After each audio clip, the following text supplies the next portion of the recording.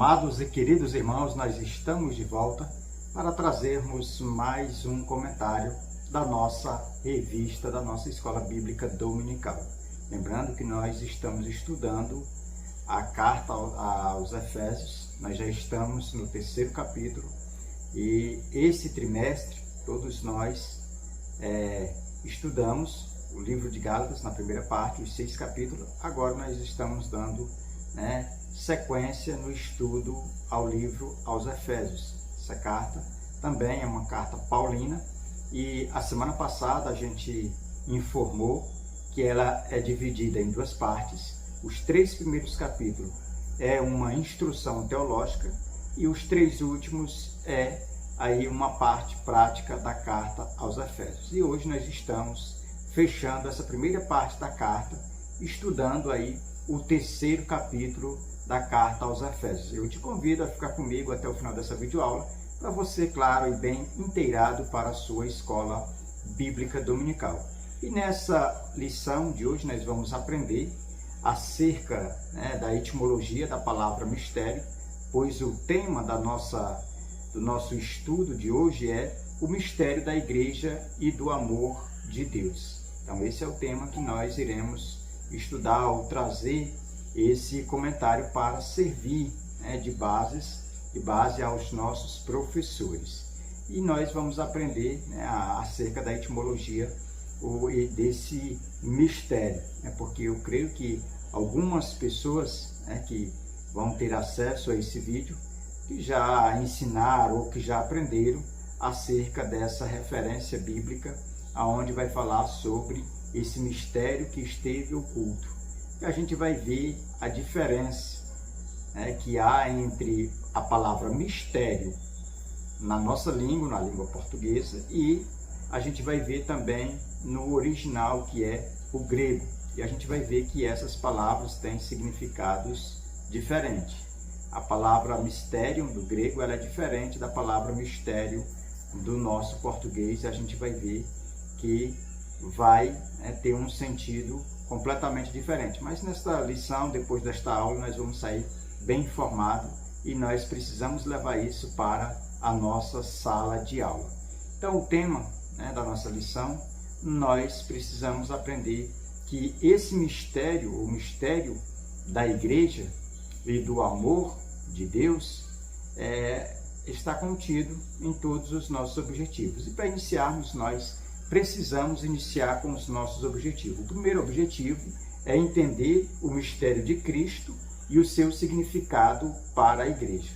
E a gente, quando passar para o primeiro ponto da nossa revista, a gente vai ver que o mistério de Cristo ele tem um significado para a igreja de Cristo. E é esse significado que nós vamos apresentar no decorrer dessa nossa videoaula no nosso primeiro ponto. O segundo objetivo é compreender o papel de Paulo como ministro do mistério entre os gentios. E a gente vai ver que Paulo ele teve um papel de desenvolver esse ministério do mistério de Cristo que foi revelado aos gentios. Então a gente vai também se prender no segundo ponto da nossa revista, baseado ou estudando acerca dessa verdade. E o terceiro e último é examinar a oração de Paulo e a sua aplicação hoje.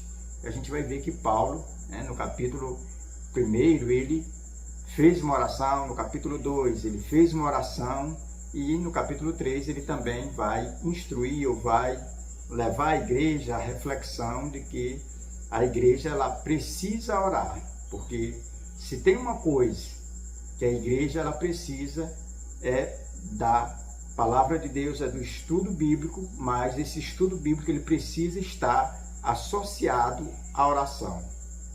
A oração ela precisa fazer parte desse aprendizado da palavra, porque essas duas coisas elas andam juntas, elas são unidas, tanto a leitura da palavra como a oração. Até porque se você for ler a Bíblia sem a oração, você não vai compreender, você não vai ter ali uma luz no seu entendimento e não vai ter uma boa compreensão. Então é necessário que antes de você ler a palavra, você precisa orar e no momento da leitura, você vai orando e pedindo graça para que Deus revele, né, a sua grandeza ou a sua vontade para a sua vida.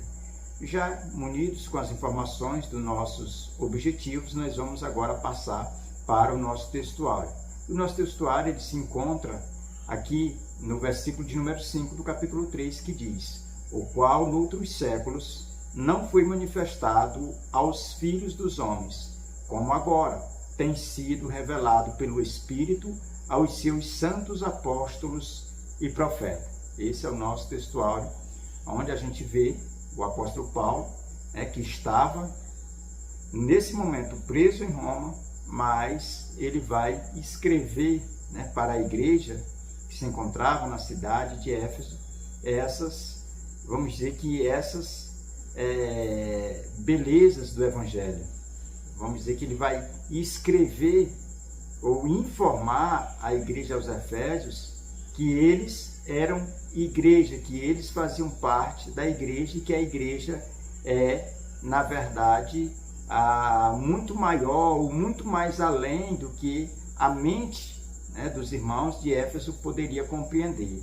Que a igreja ela tinha um poderio que nada poderia se comparar à sua autoridade aqui na terra. Nenhuma outra instituição ela é digna de ser comparada com a igreja de Deus, e era exatamente isso que Paulo ele queria levar, né, a mente, ao coração da igreja de Éfeso, que eles entendessem que eles eram a igreja de Cristo, que eles eram herdeiros de Deus, que eles eram co-herdeiros de Cristo, que eles eram agora eleitos por Deus para servir ao Evangelho. Então a gente vai observar que o cenário em que o apóstolo ele vai escrever aqui o textuário é um cenário onde ele estava preso, estava ali sob o domínio de Nero, mas a gente entende que Paulo ele tinha uma compreensão de que ele não era escravo ou prisioneiro de Nero. Pelo contrário, ele se julgava prisioneiro de Cristo. Ele se colocava como servo de Cristo. Em outras palavras, Paulo estava preso ali naquela masmorra, na antessala ali da sua execução, de ser colocado na guilhotina ali e ter perdido ou ter sido aí morto. Mas em momento algum a gente vê ele reclamando, a gente vê, pelo contrário, ele louvando a Deus e aqui escrevendo. Em outro sentido, nós podemos ter essa compreensão de que Paulo ele considerava-se prisioneiro de Cristo, mas a palavra ela estava livre. Então por isso que ele vai escrever e vai enviar as cartas, essa doutrina, esse ensinamento sobre a igreja. E ele vai também mostrar que ele mesmo estando em uma cela, mas isso não impedia dele orar e dele ensinar os seus discípulos, também a orar sempre, ou depender da oração, dessa comunhão com Deus. Então é isso que a gente vai estar analisando, uma riqueza de detalhe no decorrer dessa nossa videoaula. Nós vamos passar agora a nossa verdade prática, que ela diz: a igreja triunfante de Cristo já existia no plano de Deus, estabelecido antes da criação do mundo. Perceba que o tema da nossa lição ele é bem sugestivo a todo o conteúdo que nós encontramos no capítulo 3. E no capítulo 3, nós vamos ver que o apóstolo Paulo ele vai iniciar falando sobre o maior mistério da história da humanidade. O maior mistério da história da humanidade é a igreja. Mas a igreja ela já existia, como diz a nossa verdade prática. E não era uma simples igreja, era a igreja triunfante. Ela já existia no plano de Deus, ou no plano que Deus estabeleceu pela força do seu poder. Na presciência de Deus, essa igreja ela já existia aí triunfante, sempre avançando para prosseguir e assim estar alinhada ao seu propósito. Então a gente vai aprender, no primeiro ponto, falar um pouquinho sobre o culto no Antigo Testamento. Aqui, nesse primeiro ponto, a gente sabe que ele é com base no capítulo 3, do verso 1 até o 3, e ele tem 3 pontos. O primeiro é a definição de mistério. Aqui é aonde a gente precisa direcionar nossa atenção para esse momento da aula, para que você, querido professor, você, querido aluno, não venha se perder. Porque se você pular esse primeiro tópico aqui, definição de mistério, você vai ter uma aula turbulenta, né? Você não vai conseguir alcançar aí o propósito da sua aula, não vai ter isso. Então você precisa ter bastante atenção nesse momento, que é o momento de definir a palavra mistério. Aqui a gente já falou a nível de introdução que a palavra mistério no grego é mysterion e significa aquilo que já foi revelado. No grego, no original, significa aquilo que já foi revelado. No português é completamente diferente. Tem um significado de algo oculto, de algo que está escondido, de algo que é inacreditável, de algo que é indescritível, né? De algo que é inexplicável. É completamente diferente. Então, quando a gente lê, a gente precisa ter esse entendimento, que no original, essa palavra mistério, ela significa, ou tem esse significado de algo que já foi revelado.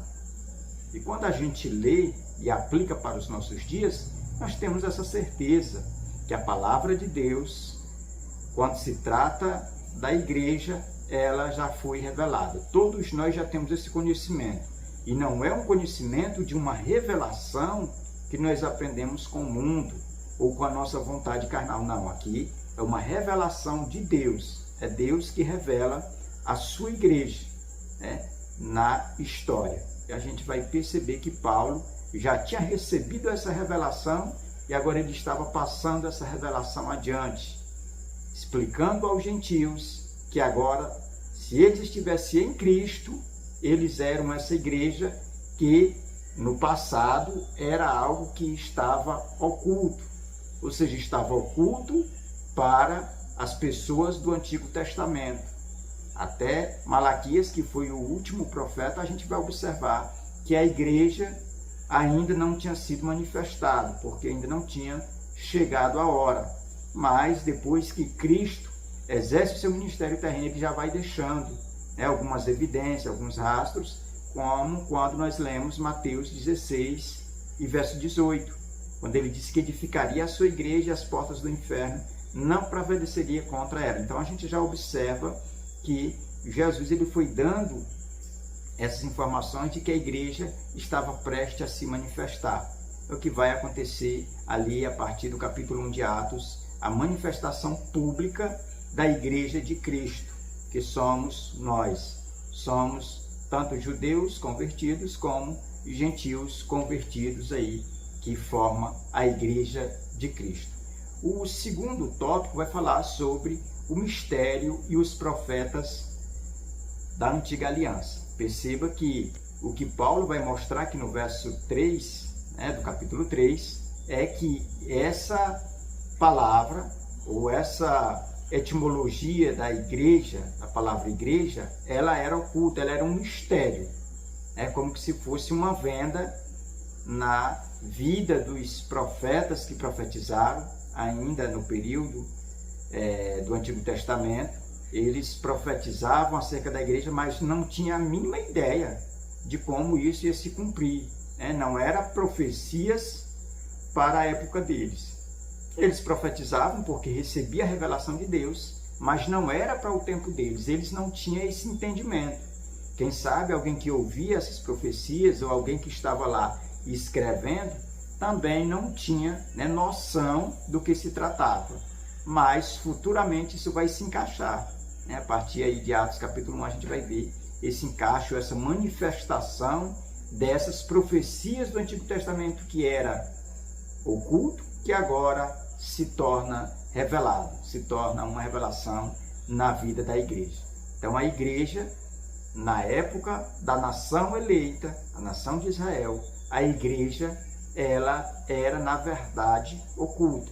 Porque quando se trata da nação eleita de Israel, ela era só uma sombra do que viria a ser a igreja. É como se a nação de Israel fosse uma sombra né, da igreja. Então, era como se fosse um protótipo, mas ia ser aperfeiçoado e é a igreja.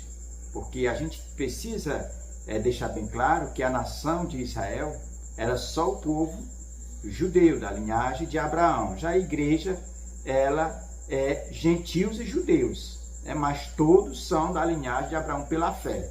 É isso que a gente tem que deixar bem claro aqui diante desse tópico. O terceiro e último vai falar sobre o mistério traz algo novo.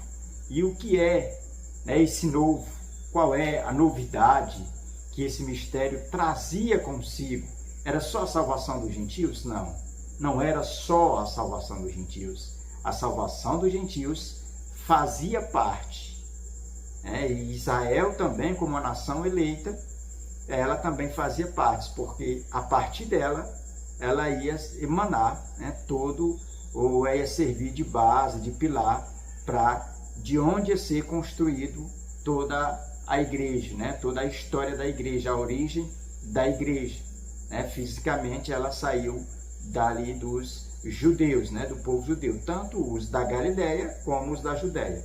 Mas a igreja mãe, ela nasceu em Jerusalém. Então a gente precisa deixar isso bem claro, que esse mistério ele ia trazer algo novo.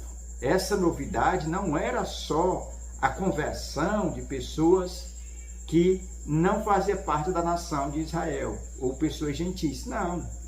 A maior novidade era esse relacionamento, ou vamos dizer que esse relacionamento estreito que hoje nós desfrutamos em Cristo, essa liberdade de estar unido no mesmo corpo, que é esse corpo metafísico, que é a igreja, unido em Cristo, e Cristo sendo cabeça dessa igreja. Então a gente precisa dizer que essa novidade, ela se manifestou, ela veio acompanhada desse mistério que, na verdade, para nós não é mistério, mas para a época que essa carta foi enviada, para a igreja primitiva, ainda era algo novo, ainda era um mistério que estava sendo revelado pouco a pouco, porque, querendo ou não, a nossa mente humana, ela é limitada, ela não tem a total compreensão do que exatamente é a revelação da igreja, desse mistério. É tanto que hoje em dia a gente vê muitos crentes, às vezes, frustrados, às vezes, encarcerados mentalmente, com relação à autoridade da igreja. Não tem noção da autoridade, do poder que a igreja tem no mundo espiritual. E, às vezes, paga um preço, por, às vezes, ser filho e estar vivendo como escravo. Então, a gente precisa deixar isso bem claro diante desse tópico, que esse mistério, ele trouxe novidade, ele trouxe o poder. E a palavra poder de Deus aqui, a gente precisa explicar que no original ela tem dois significados. Ela tem tanto a comparação de energia como de dinâmicos, ou seja, para o nosso português, dinamite, que dá explosão, em outras palavras, virtude. Tudo isso veio juntamente com a igreja. Então a igreja tem esse poder, ela tem essa energia sobrenatural e espiritual vinda de Deus. E isso a gente aprende nesse tópico de número 3. Nós vamos passar agora para o segundo ponto, que vai falar sobre revelado no Novo Testamento, que a partir do verso 5 até o 10, o apóstolo Paulo ele vai agora explanar acerca dessa revelação na Nova Aliança, no Novo Testamento. Primeiro tópico, revelado aos apóstolos e profetas.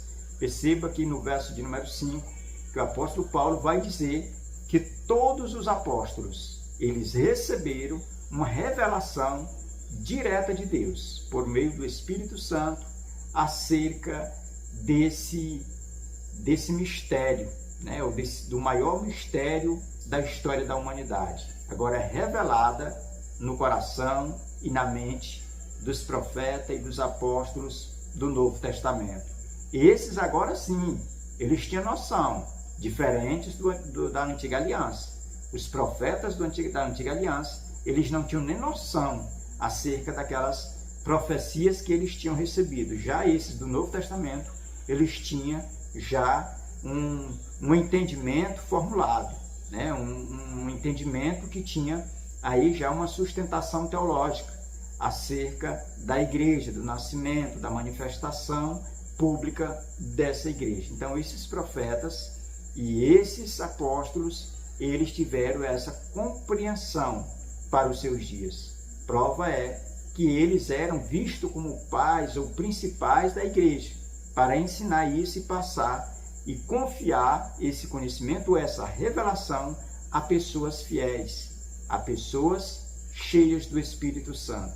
Então a gente vê que isso foi difundido pela igreja primitiva que tinha esse conhecimento. Então, acerca dessa revelação, desse mistério, é Deus quem dá, é o Espírito Santo quem manifesta, e isso não é, como a nossa revista aqui diz, algo que pertence apenas a um grupo privado, apenas a alguns homens brilhantes, apenas um pequeno grupo, não. Isso aqui é para todo o corpo de Cristo, para toda a igreja. O segundo tópico vai falar sobre o mistério revelado é a igreja. Perceba que esse mistério, que é considerado o maior mistério da história da raça humana, é a igreja. Esse mistério ele é revelado, ele já existia na presciência de Deus. Agora, Deus vai manifestar e tornar público. É isso que a gente destaca. O terceiro vai falar sobre a igreja revela a sabedoria de Deus. Perceba que um dos propósitos da igreja aqui é ser essa agência de Deus, essa agência do céu, é ser a principal instituição instituída por Deus aqui na terra a revelar a sabedoria de Deus. Se tem alguém nessa terra que tem que depender, que tem que andar, que tem que testemunhar acerca da sabedoria de Deus, chama-se igreja. A igreja de Cristo, ela é responsável para viver e para viver na prática e para ensinar acerca da sabedoria de Deus. Terceiro e último ponto da nossa lição vai falar sobre oração e medidas do amor de Deus. Aqui a gente vai ver que Paulo ele vai fechar aqui o capítulo, a partir do verso 14 até o 21, falando sobre a oração. A oração aqui é Paulo levando os crentes de Éfeso a entenderem acerca da importância da oração. A oração ela é vital para um cristão. Um cristão que não ora é um cristão que está divorciado da presença de Deus. É um cristão que está longe de Deus e pode até pensar ou se enganar achando que está perto. Porque a oração ela é o que conecta a nossa submissão em obediência à vontade de Deus. Então nós precisamos orar. E Paulo cativa isso no coração da igreja de Éfeso, que a igreja ela precisa ser uma igreja que ora, porque se há uma forma de Deus manifestar o seu poder, é através da oração. Uma pessoa que ora, ela sente a presença de Deus, ela sente a sabedoria de Deus, ela recebe o discernimento espiritual, essa pessoa ela tem a presença manifesta de Deus na sua vida, no seu exemplo, nas suas palavras. Então a gente precisa destacar que a igreja contemporânea ela precisa entender que a oração ela é vital, porque se nós oramos, nós temos poder. Se nós não oramos, nós não temos nenhum poder. Então a gente precisa fazer esse destaque. O segundo tópico fala sobre as dimensões do amor de Deus. Aqui a gente precisa entender que o amor de Deus ele é incondicional, mas ele também tem dimensões, ou seja, tem direções ou tem alvos, e a gente precisa também mostrar aos nossos alunos que a dimensão do amor de Deus é uma dimensão que precisa ser explicada. O aluno ele precisa sair consciente que o amor de Deus, além dele ter tamanho, ele também tem dimensão. E a dimensão, ainda que a gente procure explicar ou mostrar, assim, ainda vai ser pouco, ainda vai ser de uma forma pequena, porque a nossa compreensão ela é limitada quando se trata de entender a dimensão do amor de Deus, porque essa dimensão ela é extensa, né? Eu até digo que ela é muito grande, porque alcança a humanidade, né? Toda a humanidade é alvo do amor de Deus, mas nem todos, né, podem corresponder, dizer um sim para o sacrifício de Cristo.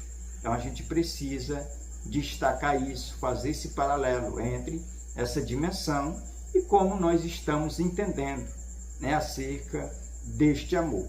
O terceiro e último, para fechar, fala sobre tamanho do poder de Deus, que a gente precisa destacar que o poder de Deus ele é manifesto na vida da igreja que tem comunhão com Deus, da igreja que ora, da igreja que está à disposição, da igreja que renuncia para obedecer a Deus, para viver em uma estreita obediência, meditando na palavra de dia e de noite, não se desviando nem para a esquerda nem para a direita, mas tendo esse equilíbrio na sua caminhada cristã. Então essa igreja, ela passa a viver ou desfrutar dessa verdade, né? Desse poder de Deus manifesto. E o que é o poder de Deus? O poder de Deus é a virtude espiritual que é gerada pelo Espírito Santo no interior de cada crente, para falar de Deus, para testemunhar de Deus, para confiar, para professar a sua fé diante de quem quer que, quem sabe, pergunte ou tenha dúvida acerca da sua fé. Então esse poder de Deus, ele é manifesto, ele lhe reveste de autoridade e você fica audacioso. Então esse é o propósito do poder de Deus na vida cristã.